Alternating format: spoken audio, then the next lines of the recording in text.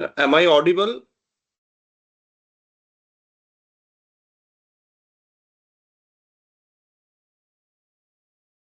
Hello, am I audible?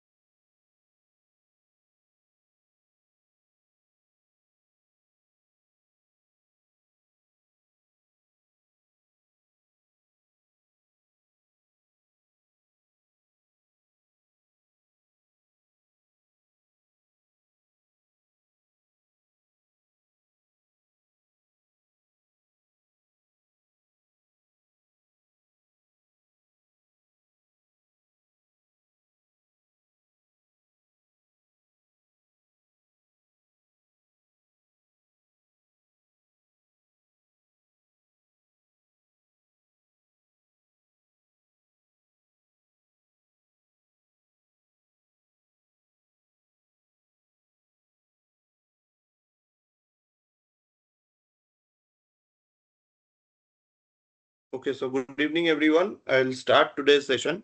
So last class we had looked into numerical differentiation, and this class will be moving into the next topic, which is the numerical integration.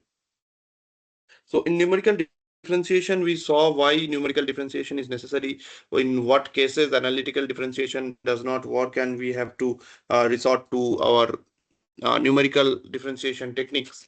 So similarly, in numerical integration also we'll see some techniques and the geometrical interpretation behind all those techniques to find out why we need, and we'll try to intuitively understand what are the different numerical integration techniques. So in numerical differentiation, we saw that the analytical expression of the function is always not as simple as the polynomial expressions. Obviously, if we have some polynomial expressions, then it's easy to differentiate because we have ready-made formulas and equations for the differentiation of those functions. But if we have some say some transcendental functions, in those cases the analytical differentiation of that function might be difficult or almost not possible. In such situations, we resort to numerical differentiation. Yes, the numerical differentiation will always not give you the exact solution like all numerical techniques do, but we can ensure a particular level of accuracy using these differentiation techniques. So basically, in numerical differentiation, we use the finite differences. That is the finite difference formula for the numerical differentiation, and we know that the derivative of a function. If we go back to the high school mathematics and we just think of what is the differentiation of a function from the first principles of calculus. We know that the differentiation of a function is always with respect to another function. Suppose we have a function y and we are trying to differentiate it with respect to x, then it is basically the ratio between a small change in y corresponding to a small change in x, right? So here we have two variables. What one is the dependent variable and the other is the independent variable. So that is what we saw here. So basically, we try to approximate the in numerical differentiation. What we do is we basically approximate the derivative at a point by using the values of the function at the neighboring point. Suppose you want to measure the derivative or the differentiation of a function at say x equals to x naught. Then we find out what is the value of the function at x equal to x naught plus delta x, and we know the value of the function at x naught. Then we subtract these two and different and divide it by the difference in x's. Then we can easily find out the numerical differentiation. And now the question arises: how do we approximate the value of the function at the neighboring points? So we basically use Taylor series expansion that we have studied in the first class, and we'll see in this class, and in the last class we already saw how we can expand a function using the Taylor series. So here, if you see, I've drawn a function here, the red curve, which is a function which is dependent. The independent variable is say y here, and the dependent variable is y here, and the independent variable is along the x-axis, which is x. So here I have marked different discrete points. Yeah, I understand. This is a continuous function, but when you use the numerical techniques, obviously you have to convert that continuous function into a discrete function, right? So we divide the function into n number of discrete points, where the distance between 2 points is the step size or h here. So now comes the different difference formulas we have derived here using the Taylor series. We have the backward difference formula, the forward difference formula, and the central difference formula. And we saw using the Taylor series which one is more accurate and how, why is it more accurate? How is the error dependent on the step size? All those things we have already seen here, right? Also, using this graphical approach, we saw that the central difference scheme is the most accurate. Central difference formula is the most accurate to describe the derivative of a function at a particular point, and it is closest to the actual derivative. Then we saw the formula for the second order derivatives also, and we found out how we can manipulate the first order derivative equations of the Taylor series to find out the second order derivatives. Then we saw a few examples. We took a simple analytical function in x, and then we found out the values of the derivative using the central difference, forward difference, and backward difference. And since it is a simple polynomial function, we can also find it out analytically, right? So analytically, we found out what is the true value of the derivative of the function at that particular point, and then we compared it with the forward difference, the central difference, and the backward differences. And we saw that the central difference is the most accurate. And then we saw the effect of the step sizes. That is, how does the how your error increases or decreases with the increase in step sizes. And this we saw in MATLAB also. So today we will start a new topic, which is your numerical integration. So what is basically integration? Whatever we studied in our plus two, it was basically if you want to integrate a function, what does it mean geometrically? We need to understand that first. So that we need to first understand. Suppose if you have a function f of x and you want to integrate that function from a to b, if we try to integrate this function f of x dx, what do we mean by it basically?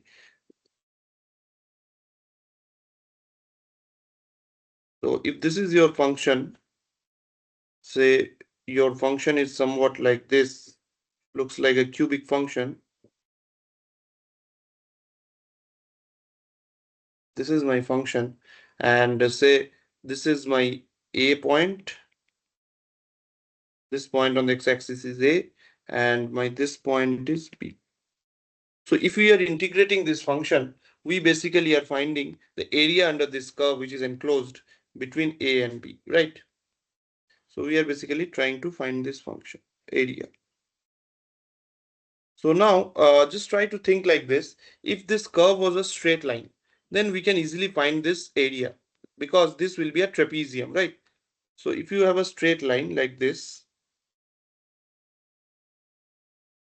if you have a straight line, say a straight line you are trying to integrate, and this is your A, this is your B, and you want to find this area, right?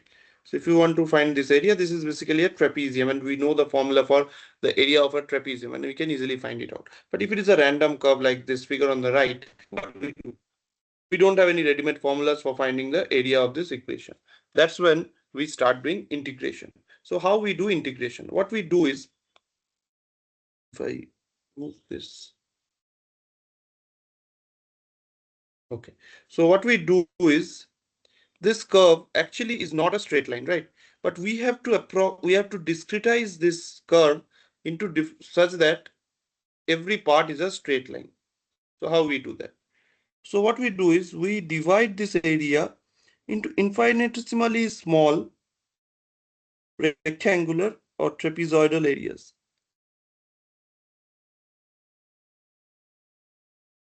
Like this, we divide it. The more small you make these rectangles or the trapeziums, the more accurate will be your answer. This has nothing to do with numerical integration. I'm talking about the basic principle of integration now. So if we do like this, and if we see what is one thing, this one, if we just magnify and see, it is nothing. This part is almost a straight line. It's not exactly a straight line, but the more small you make it, that particular curve uh, behaves as a straight line.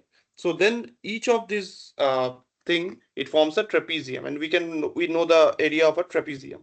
That we can find out, and then we can sum up those areas of the trapezium to find out the total area. That will give me the total integration of the function, right? I hope this is clear to you. So I'll write this down, whatever I have talked of. It is basically finding the area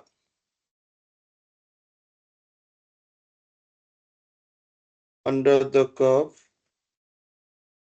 f of x gives us the definite integral a to b f of x dx, where f of x is called the integrand, and your a and b are the limits of a and b are the limits of integration, right? So the value of this integral will basically be the area covered by the curve between the limits a and b. So now, if you want an accurate solution here, as I told you, this is not a straight line, right? This is, suppose it has some functional form. It is not a straight line. So in analytical, what we do, we divide it into small, infinitesimally small rectangles or trapeziums, and then we find the individual areas, and we try to add them up to find the total area. But that is not always possible, because you don't know what should be the actual size of the trapezium, so that you can approximate this part, this enclosed part, as a straight line. So there arises some ambiguity. So what we do is, in such a case, we try to, if we don't have a functional form for this, we try to use the numerical integration. So numerically, we discretize. We discretize the function, like whatever I have shown here, like this, into several data points. So the first rule from this, what I described here, this is nothing but your trapezoidal rule. The first numerical integration technique, which is the trapezoidal rule. So what does your trapezoidal rule tell you? Suppose it is whatever I have described in the,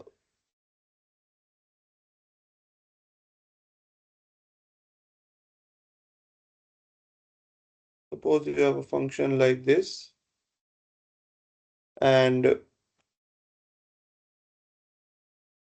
This is your A, and you have to integrate this function. So what we do is we approximate this function, this nonlinear function, as a linear straight line between A and B, which is not correct. Obviously, this is not correct. And then using the formula for area of trapezium, we try to find out the area of this curve. Now, this area, suppose I mark it like this, A, B, if I mark this as C and D. So this area of this trapezium, area of trapezium ABCD, that is what is predicted by your trapezoidal rule. Predicted by trapezoidal rule, right? However, your true area is not this area, right? You have this part also, this area. So this area is not included in your calculation of the trapezoidal rule. So that is where this is known as the error part. So here you can see if the function is almost linear, then your trapezoidal rule is accurate, right? However, if your function is non-linear, highly non-linear, then your trapezoidal rule error will increase. So this trapezoidal rule is only true or accurate for linear functions.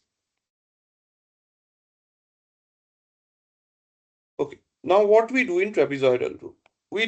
Just like I described in the last part. So this is your straight line, right? So we divide this into multiple trapeziums and we find out what is the area of this each trapezium. So what we do is we first divide into n equal subintervals.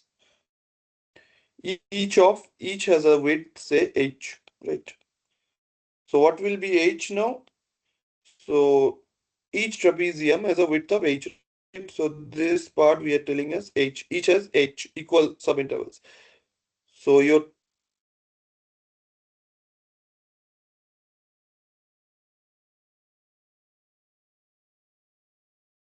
uh, so your total length is b minus a, right? We have divided it into n equal subintervals. So your h will be basically equal to b minus a by n, right? Or we can write your b minus a will be equals to n times h. So h is my step size here. H is my step size. So what we are basically doing here, we are trying to, uh, we are trying to approximate a continuous function by a discrete function, right? So now if we try to find out, this is your the trapezoidal rule. Now, how does the formula, how do we calculate it mathematically?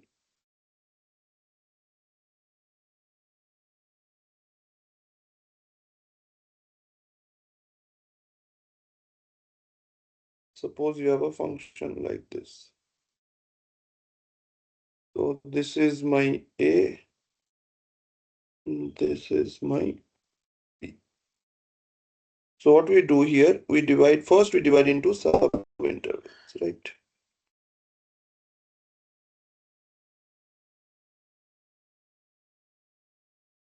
So these are my sub-intervals.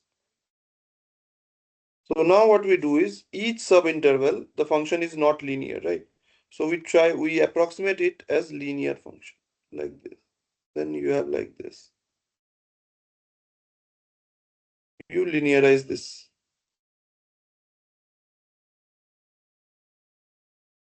And then we find out the area of the individual trapeziums.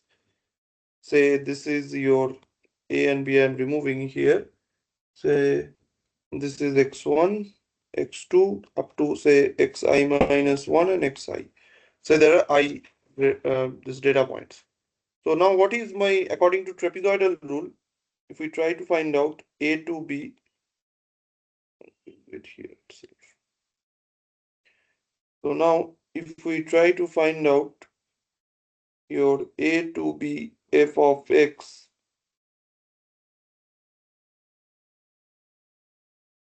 dx, it is basically the area of the first trapezium. What is the area of the first trapezium? What is the formula for area of a trapezium? It is half into sum of the parallel sides into distance between them. So what are the parallel sides here? If we see what is the trapezium here, it is basically f of x1 plus f of x2. This side is f of x1, this is f of x1, this is f of x2, half into sum of these two multiplied by h, right? So it is basically f of x1 plus f of x2 by 2 into h is nothing but x2 minus x1. Like this, it will go on up to the last xn minus 1 plus f of xn, or we can do it like this also, or we will write it f of xn plus f of xn plus 1 by 2 multiplied by xn plus 1 minus x. So there are n plus, if there are n plus 1 points, right? So we can simplify this one as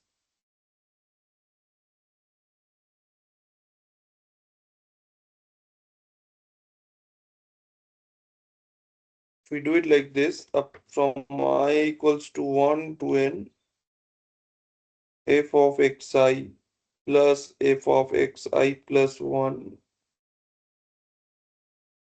So x2 minus x1 is, as I told, h by 2 is common in all the terms, so we take it out. F of xi plus f of xi plus 1 plus, if you see, except the first term and the last term, all the terms appears twice. Okay.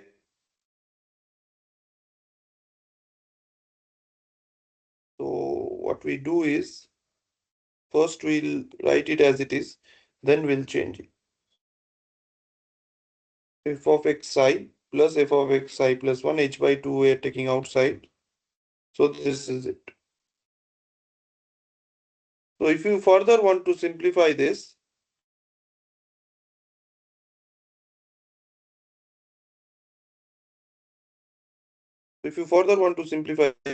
we can do it h by 2 into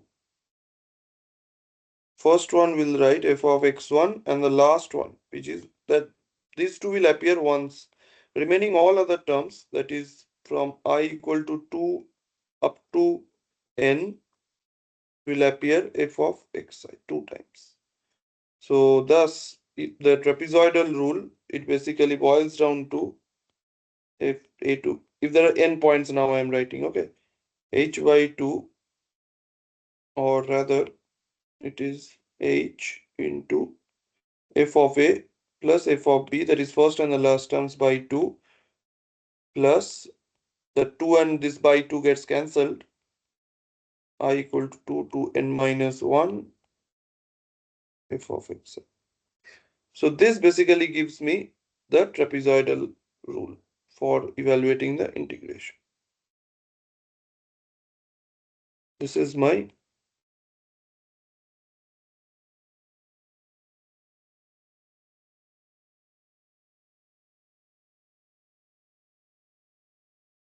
so this is the trapezoidal rule formula. So now, as I told you, if this is a almost a linear thing, we can approximate. If we make it smaller and smaller, we can approximate it as linear, and we'll get fairly accurate solution. But suppose your curve is like this. If it is highly nonlinear and there are multiple, say, oscillations in the curve, then it is very difficult. Suppose you have a curve like this, and you want to find, say, from here till here, you want to find the integration. So if you have to take very extremely small points. If you take it here, say, then this part entirely you have to approximate by a straight line, which is not possible. If we'll approximate it like this, but that is not accurate, right? So this is for highly nonlinear curves.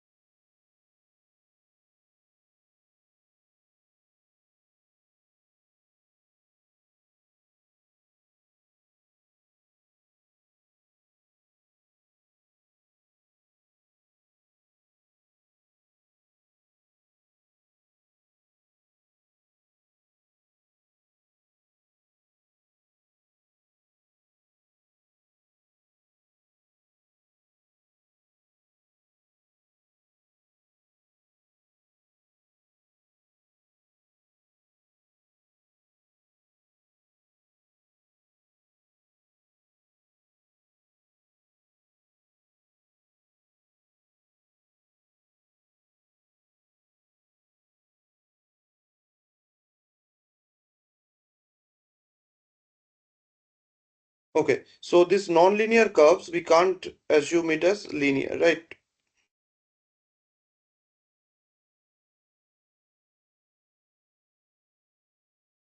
So this is the main problem. That is, this nonlinear curves, it can't be assumed as linear. And there your trapezoidal rule fails. So your trapezoidal rule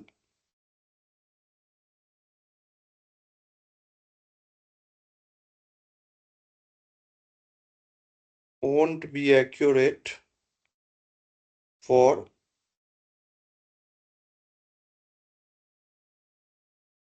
trapezoidal rule won't be accurate for this non-linear curves, because the basic funda or the basic rule of trapezoidal rule is we are approximating a small portion of the curve as linear. So if it has multiple variations, your discretization should be either very small, or if your discretization is very small, then yes, it can be assumed as linear. But to make the discretization very small, it takes much more uh, computational effort, and thus it is very difficult.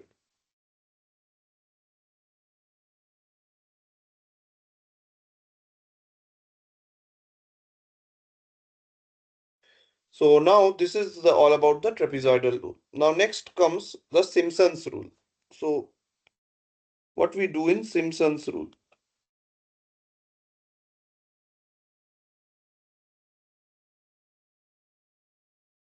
So Simpson's rule, basically here what we did, we used a first degree polynomial, that is a linear polynomial, to approximate the curve. So there are two versions of the Simpson's rule. One is the Simpson's 1/3 rule and other is the Simpson's 3/8 rule. So in Simpson's 1/3 and Simpson's 3/8 rule, we basically approximate the curve of the function using a second degree polynomial in 1/3 rule and using a third degree polynomial in Simpson's 3/8 rule. And hence these are more accurate, because a second degree polynomial or a third degree polynomial is much more feasible. That is, for nonlinear curves, it is much more feasible to approximate it by a higher degree polynomial rather than a linear polynomial, right? So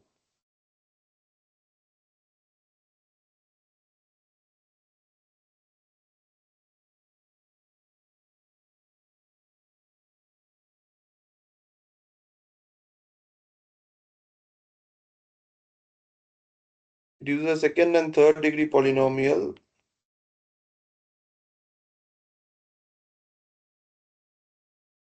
to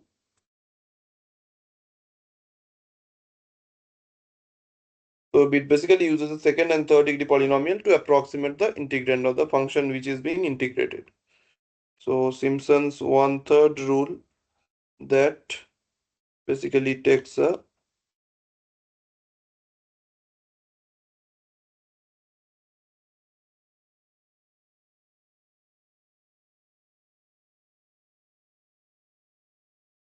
in Simpson's 3/8 rule, it is basically a third degree polynomial. So first we'll talk about the Simpsons one-third rule. The compose also we'll talk about the composite Simpsons rule, and then we'll move to the 3/8 rule. So in one-third rule, basically 3 points are utilized.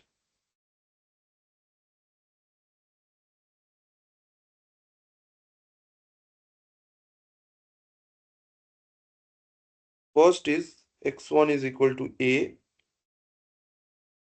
Second is the midpoint a plus b by 2, and the third point is the x3 equals to b.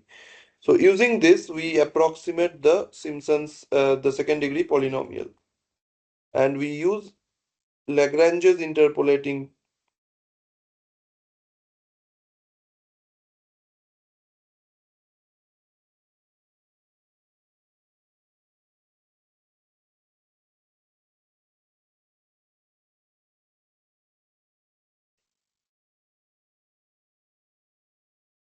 We use Lagrange's interpolating polynomial used to predict a second degree polynomial. So here we are not going into the details of how we find out the polynomial. We know it using the Lagrange's polynomial, interpolating polynomial equations. We can predict a second degree polynomial to a set of data which is given to you. So that second degree polynomial closely mimics the curve. And based on this, your Simpson's rule, I'm not going into the derivation of this. So a to b f of x dx is basically h by 3 plus 4 times f of x2 plus f of x. So this is basically the Simpson's one-third rule. So this is the normal Simpson's one-third rule. Now we have the composite Simpson's one-third rule. The composite rule. So what we do in composite rule is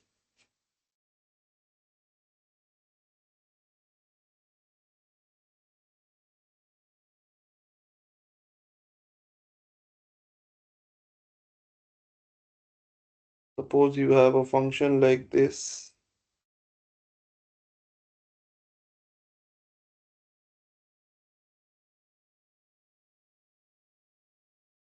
Suppose we have a function like this. Again, we try to discretize it.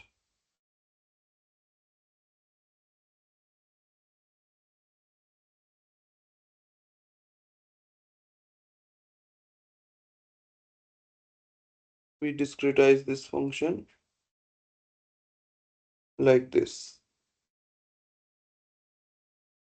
So this is a composite rule. So it is basically these are the x1, this is one unit, that is x1, x2 and x3. Like this, we try to discretize the entire function into multiple units. So this x1, x2, x3 is a, b, a plus b by 2. Again, we have x4, x5, x6. Like this, we have multiple units, right? So that makes it that makes the discretization much more efficient. Say we have another unit like this. Like this, we have say n units, right? If you have n units, so how does your integral formula look like?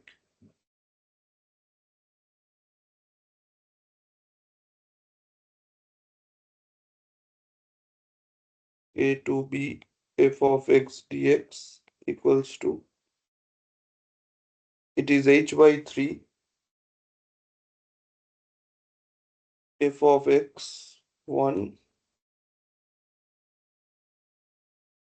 f of x1 plus f of xn plus 1, plus we have here for the even terms we have I equals to 2, 4, 6 up to n. We have 4 times the sum plus 2 times for the odd terms. n minus 1 f of x. So this is your composite rule, and this is your the normal for a single unit. So the difference between a single unit and your this rule, this composite rule, is basically the composite rule for Simpsons is formed by multiple units of the single rule. Right. I hope it is clear to you. I'll just take a 5 minutes gap and I'll come back.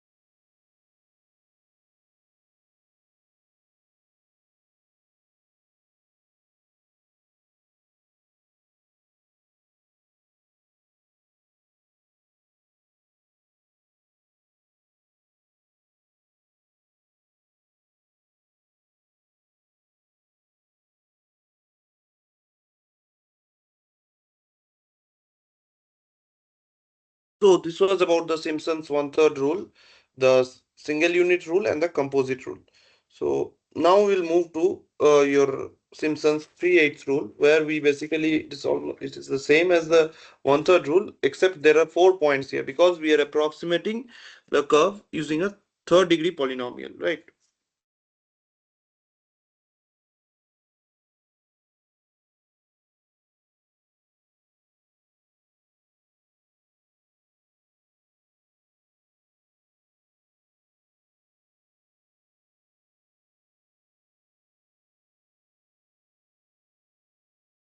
So here we use a third degree polynomial, right?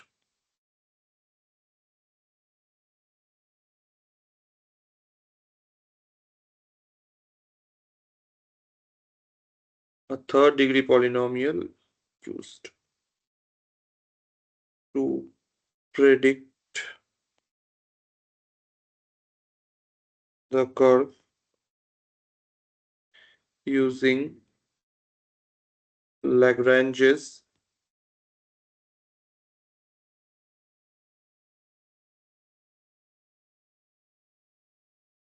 interpolating polynomial, right? So here basically there are 4 points because in order to predict a data set or a curve using a nth degree polynomial, we need n plus 1 points. Like in one-third rule, we had 3 points, so we could predict a second degree polynomial. So here we have 4 points. X2 is 2a plus b by 3. X3 is a plus 2b by 3. And your x4 is b. So these are f of x1, x1, x2, x3, and x4. Right. And your h here, that is the gap between the neighboring points, it is b minus a by 3. So if you do this, and if I write the formula, so it is basically 3h by 8, f of x1, 3f of x2, plus 3f of x3, plus f of xn. Sorry, this is 2.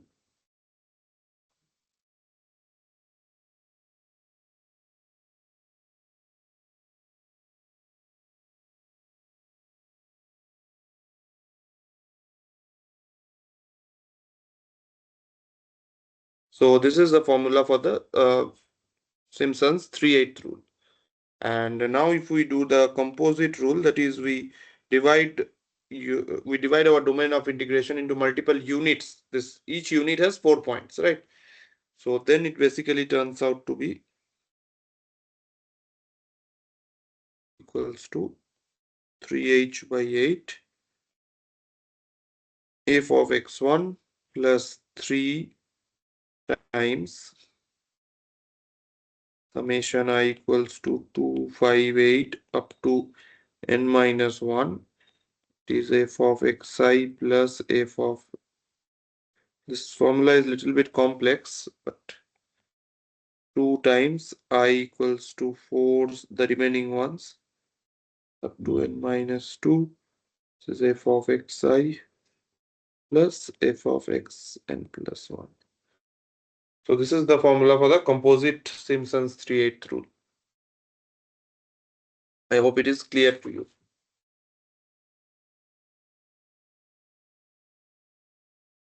So here we are basically predicting it as a third degree. So I hope it is the basic theory behind, or the basic understanding behind this is, in trapezoidal rule we are approximating it as a linear polynomial or a polynomial of first degree, and in Simpson's one-third rule we are predicting it as a second degree polynomial, whereas in Simpson's 3/8 rule we are using a third degree polynomial to predict the function. The higher the degree we use of the polynomial, the more accurate it will be, because a nonlinear function, it can be best approximated by a higher degree polynomial, right? So now we'll take one problem and we'll see which one is more accurate and how to solve the problem. Say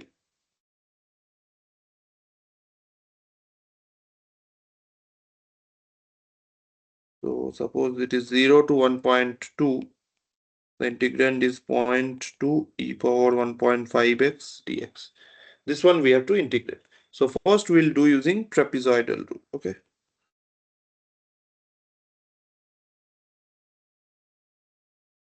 Trapezoidal rule. So what is our trapezoidal rule? It is basically a to b f of x dx equals to h by 2 into f of a plus f of b 2 summation I equals to 2 to n minus 1 f of xi.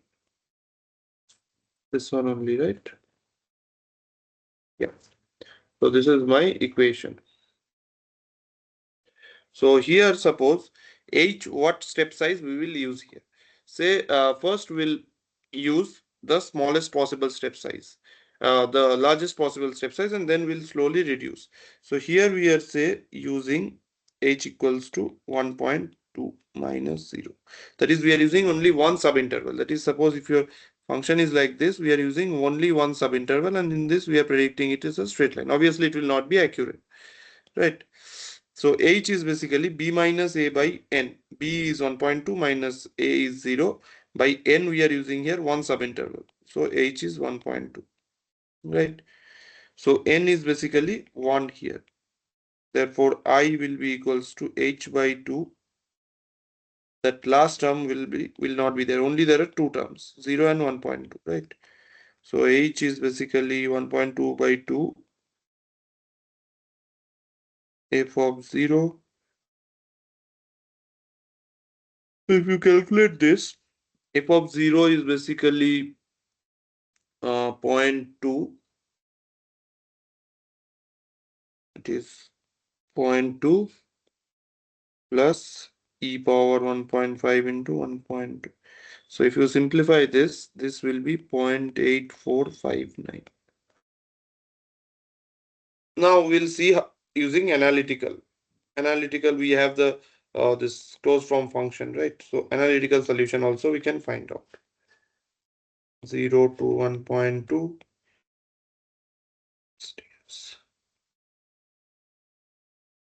0.2, right?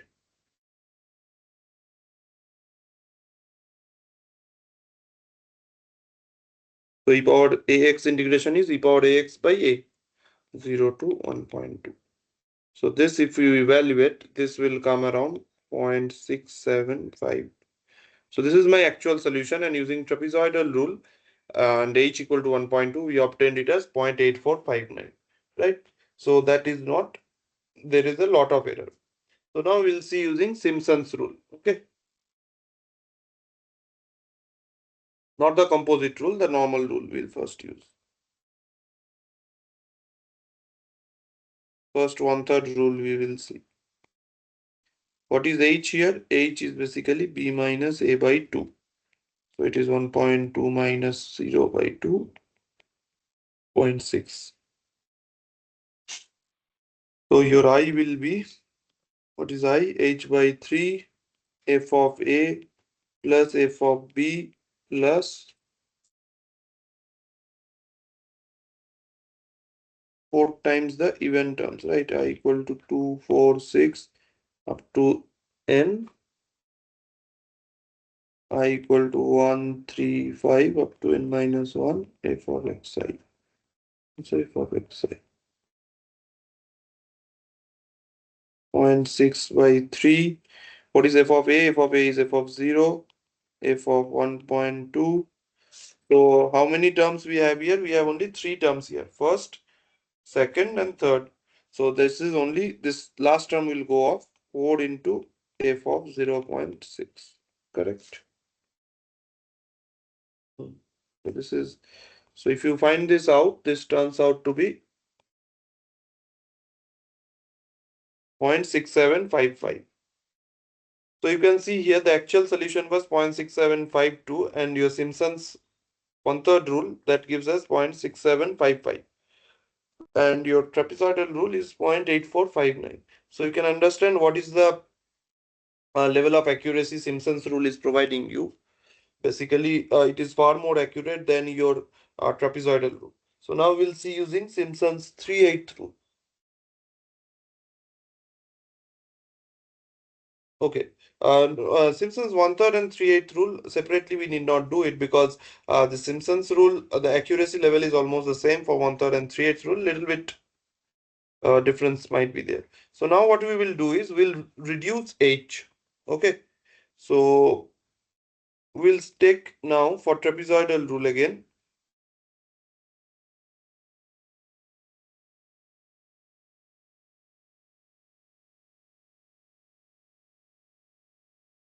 Just a second, we'll come back.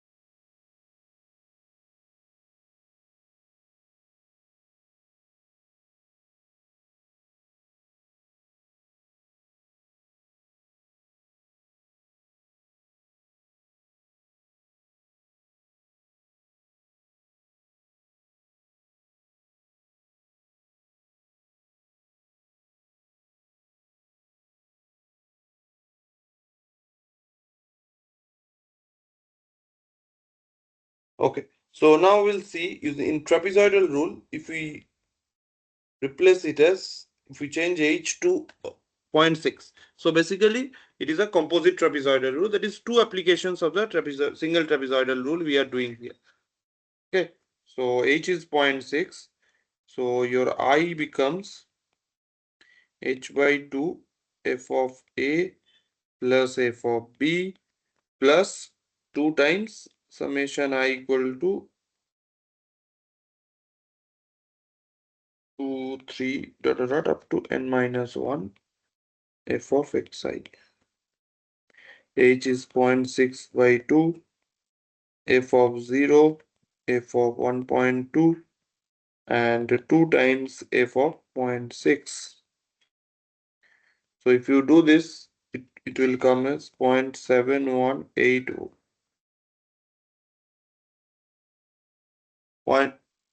0.71813. So you can see here the error first on single trapezoidal rule application, it was more. And when we reduced this h value by half and we made two applications of the trapezoidal rule, then your error reduced, but still it is high compared to the Simpson's rule. Just a second.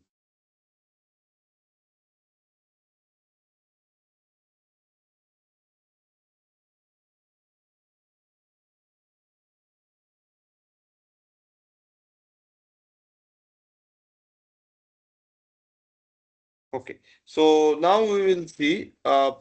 So we understood. I hope you have understood the point here. The more you reduce h, the more accurate will be your solution. So the composite rules are obviously more accurate because multiple times you are applying the same trapezoidal rule or the same Simpson's rule. You are applying it multiple times for different units. So that makes it more accurate. So now we'll see two more concepts today. One is known as Richardson's extrapolation and the other is the Gaussian quadrature. First is Richardson's extrapolation. So this is another technique for numerical integration. We will use different values of the step size here and the trapezoidal rule only, and we'll manipulate some parameters to make it more accurate, better estimation. So this basically uses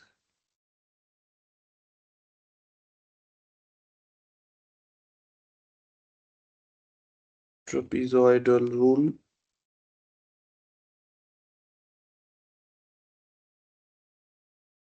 for better estimation. So now just to try to think like this. The actual value of the integration of a function, that is basically equal to the value which is predicted by the trapezoidal rule plus the error term, right? So this is my error term and this is estimated by trapezoidal rule, right? So now if we change the h value, this h is the step size, right? So if we change the h value, that doesn't affect your actual or the true solution, right?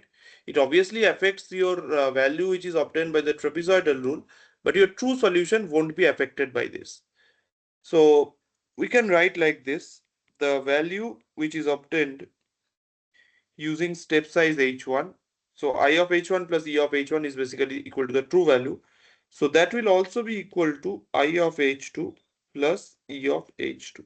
H1 and h2 are two different step size values, and using both we have different values predicted by the trapezoidal rule, but your true value of the integration, that doesn't depend on the step size. So we can equate this, and we know in trapezoidal rule your error is basically proportional to the square of the step size.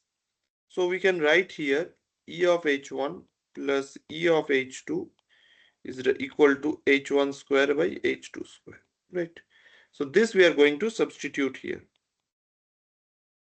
So I of h1 plus E, in place of E of h1 we are substituting this as this one, h2 plus E of h2.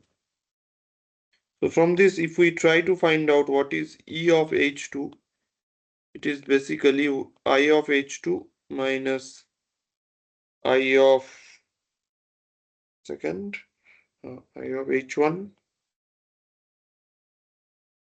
minus I of h2 upon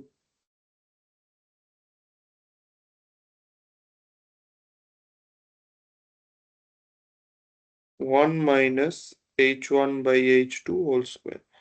So this is your E of h2. Now what is your true value now? If we just do it, it is basically I true if we write in terms of I of h2 plus the error term, right? In place of E of h2, if we substitute this one, so it is basically I of h2, I of h1 upon h1 by h2 whole square minus 1. So now if we just take h2 is say half of h1 equals to say h by 2 we are saying, then we can write I true equal to I of h by 2 plus I of h by 2. One second. H2 is equal to h by 2, h1 is equal to h, right? I of h upon h1 by h2, h2 by h1 is half, 4, 3. So if we simplify this one, we'll get I true will be equal to 4I of h by 2 minus I of h by 3.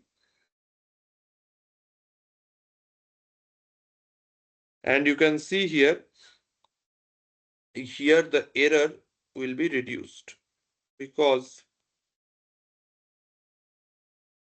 O of h power 4. Hence, this is a better approximation. Here, why the error becomes h power 4 is basically here we have this h1 by h2 term, right? So that basically makes your error h1 by h2 whole square. So if h1 and h2 are half of each other, then it becomes 1/4 h1 by h2 whole square. So that basically makes the error of the order of O of h power 4, and hence it is a better approximation. So we can see this also, just we can, the same integrand what we took, if we do it using this Richardson's extrapolation, we can see that it will be a better approximation. See, your I was basically 0 to 1.2, 0.2 e power 1.5x, right? So let us take h2 as 1.2 and h1 as 0.6. So it is basically I2 will be 4 times I of 0.6 minus I of 1.2 upon 3. If we do this, we'll get 0.6755. See, using this only, we got 0.6755. And here, after applying 2 times of trapezoidal rule, first time you leave it, it is highly erroneous. It is 0.8459. Whereas after applying second time also, we didn't get this much accurate. It was 0.718.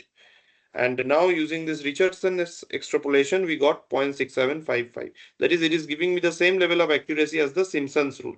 See, Simpson's rules also gave you 0.6755, right? So you can understand this type of small manipulations using this Richardson's extrapolation that basically improves your result. I hope this is clear to you.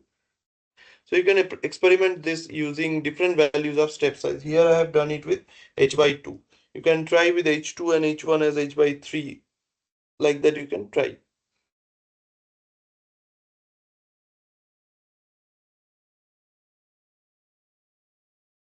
The last topic for today is Gauss quadrature.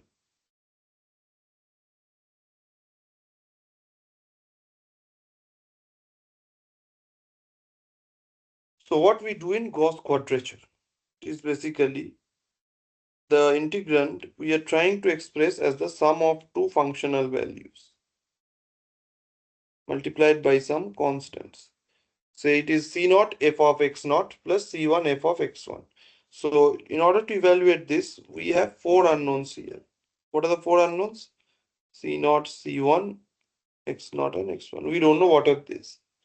So we'll try to find four equations and we'll try to find out these four unknowns. Okay. So if we take a random function, say minus 1 to 1, f of x is say 1. This can be approximated as C naught f of x naught plus C1 f of x1, right? From this, if we do, it is basically f of x is 1 here. So C naught plus C1 will be equal to 2. This is the first equation. Now, this first case we are doing. Then second equation, we take another function.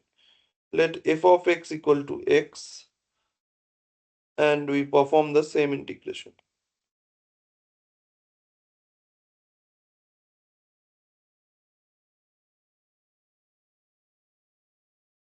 So this is x square by 2, 1 by 2 minus 1. So this is 1.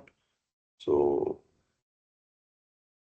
C naught minus C1 equals to 0. This is your second equation. We need two more equations. So we'll take two more functions here. If we take f of x equal to x square, we will get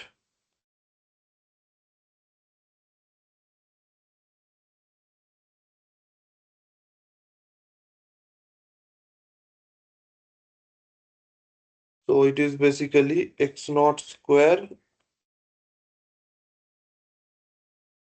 equal to 2 by 3. This is your third equation. For the fourth, case, we take f of x equals to x cube. Again, minus 1 to 1, x cube dx.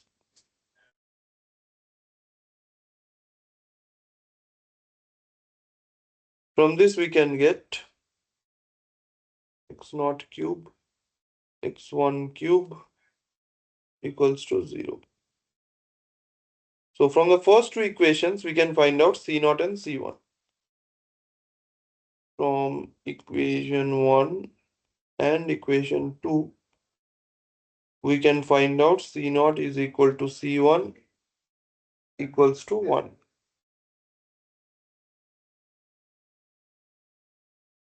And from equation 3 and 4, we get to find out x0 is equal to 1 by root 3, x1 is equal to minus 1. So in Gauss quadrature rather, we can find out x0, right? So it is f of 1 by root 3 plus f of minus 1 by root 3. Right? C0 into f of x0 and C1 into f of x1. So this is your Gaussian quadrature formula. So using this is an approximation for finding out the integral of a function using this Gauss quadrature. So this is all about today, and again we'll meet in the next week's session. So 4 more sessions are left after this. 3 more sessions I'll take, and the last 2 more sessions I'll take of 1.5 or 2 hours like that. And then last 2 sessions will be purely on your doubts and MATLAB codings. Okay. Okay. So if you have any doubts or queries, you can ask in the WhatsApp group if you are watching the recording, or by mail also you can ask me. Thank you, everyone.